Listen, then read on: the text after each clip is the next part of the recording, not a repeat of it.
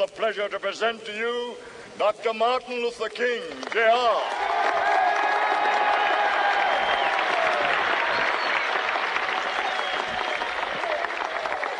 I am happy to join with you today in what will go down in history as the greatest demonstration for freedom in the history of our nation.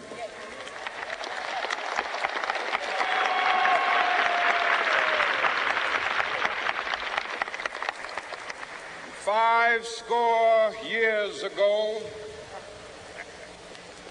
a great American in whose symbolic shadow we stand today signed the Emancipation Proclamation.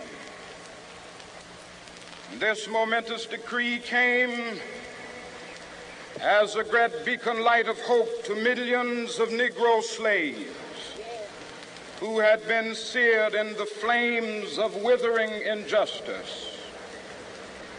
It came as a joyous daybreak to end the long night of their captivity. But 100 years later,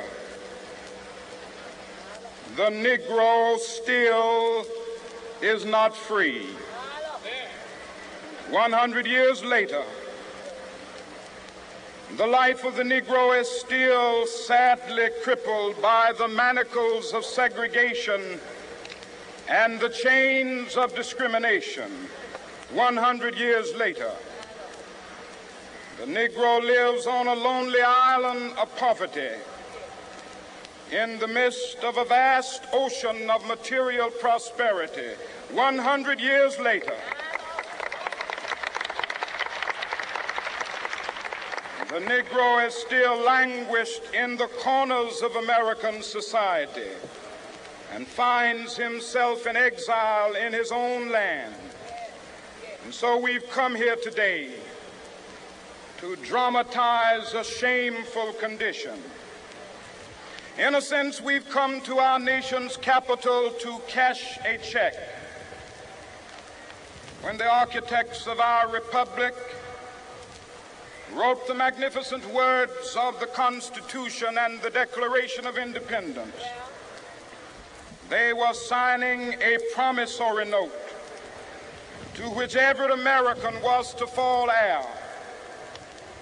This note was a promise that all men, yes, black men as well as white men, would be guaranteed the unalienable rights of life, liberty, and the pursuit of happiness.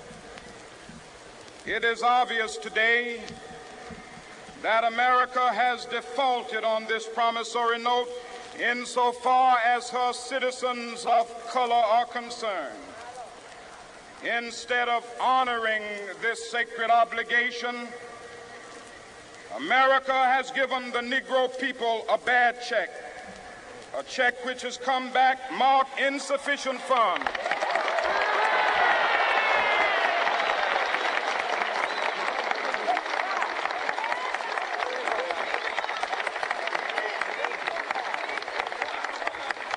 But we refuse to believe that the Bank of Justice is bankrupt. We refuse to believe that there are insufficient funds in the great vaults of opportunity of this nation. And so we've come to cash this check, a check that will give us upon demand the riches of freedom and the security of justice.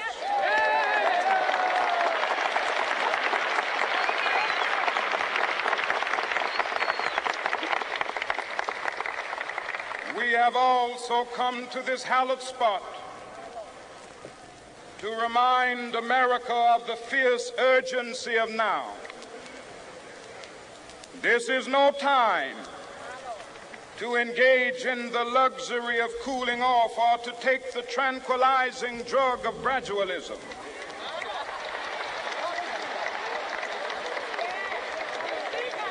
Now is the time to make real the promises of democracy. Now is the time to rise from the dark and desolate valley of segregation to the sunlit path of racial justice. Now is the time to lift our nation from the quicksands of racial injustice to the solid rock of brotherhood. Now is the time to make justice a reality for all of God's children. It would be fatal for the nation to overlook the urgency of the moment. This sweltering summit of the Negro's legitimate discontent will not pass until that is an invigorating autumn of freedom and equality. 1963 is not an end, but a beginning. Those who hope that the Negro needed to blow off steam and will now be content will have a rude awakening if the nation returns to business as usual.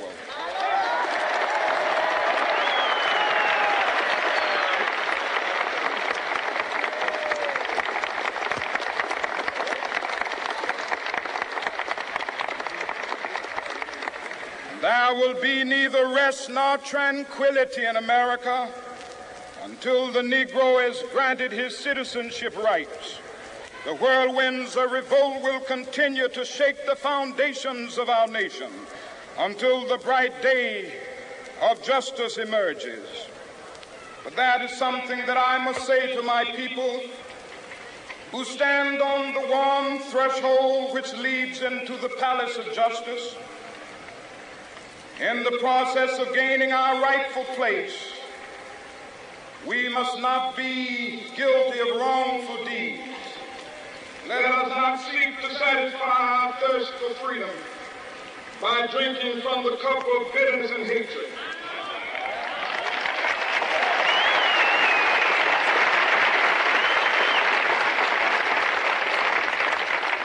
We must forever conduct our struggle on the high plane of dignity and discipline. We must not allow our creative protests to degenerate into physical violence. Again and again, we must rise to the majestic heights of meeting physical force with soul force. The marvelous new militancy which has engulfed the Negro community must not lead us to a distrust of all white people. For many of our white brothers, as evidenced by their presence here today, have come to realize that their destiny is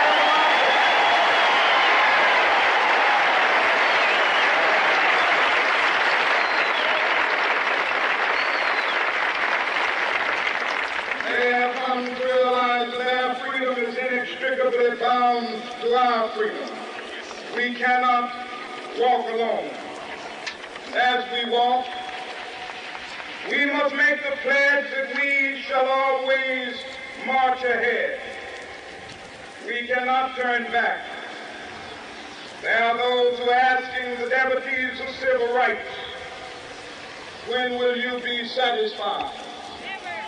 We can never be satisfied as long as the Negro is the victim of the unspeakable horrors of police brutality. We can never be satisfied as long as our body is heavy with the fatigue of travel, cannot gain lodging in the motels of the highways and the hotels of the city.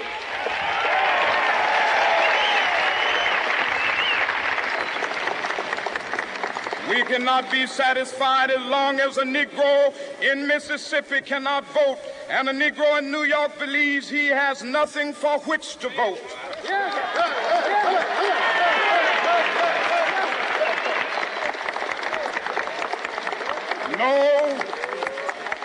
No, we are not satisfied, and we will not be satisfied until justice rolls down like waters and righteousness like a mighty stream.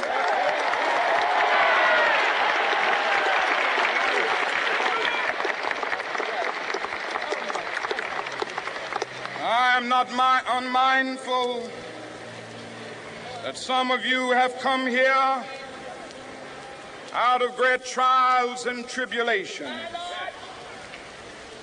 Some of you have come fresh from narrow jail cells. Some of you have come from areas where your quest for freedom left you battered by the storms of persecution and staggered by the winds of police brutality. You have been the veterans of creative suffering. Continue to work with the faith that unearned suffering is redemptive. Go back to Mississippi. Go back to Alabama. Go back to South Carolina. Go back to Georgia. Go back to Louisiana. Go back to the slums and ghettos of our northern cities, knowing that somehow this situation can and will be changed. Let us not wallow in the valley of despair. I say to you today, my friends,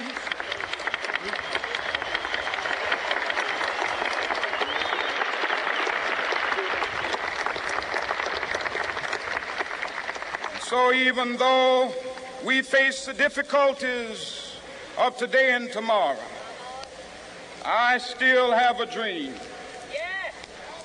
It is a dream deeply rooted in the American dream. I have a dream that one day this nation will rise up and live out the true meaning of its creed. We hold these truths to be self-evident, that all men are created equal.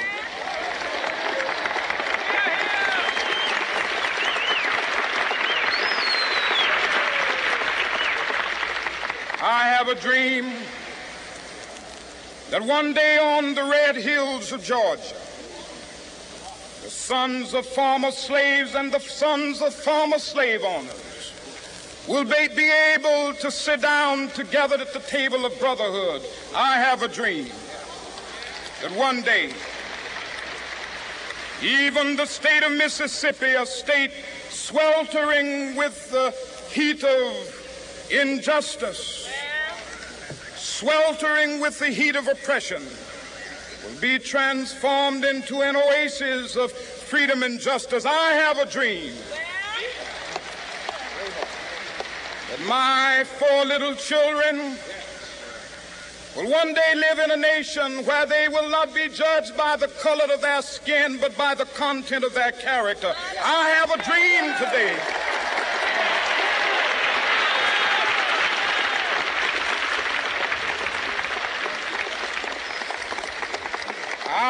a dream that one day down in Alabama, with its vicious racists, with its governor having his lips dripping with the words of interposition and nullification, one day right there in Alabama, little black boys and black girls will be able to join hands with little white boys and white girls as sisters and brothers. I have a dream today.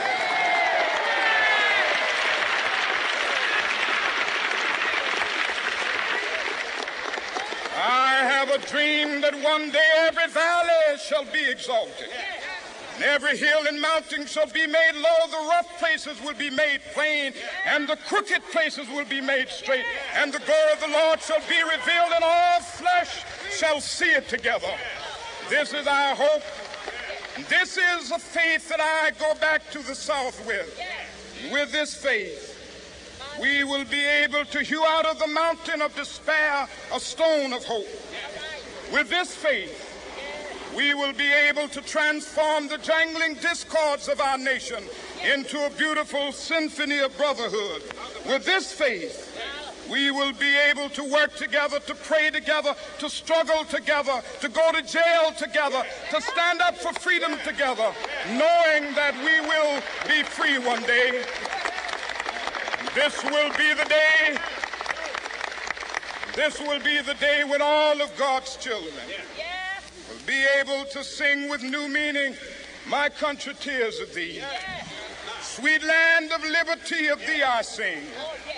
Land where my fathers died, land of the pilgrim's pride.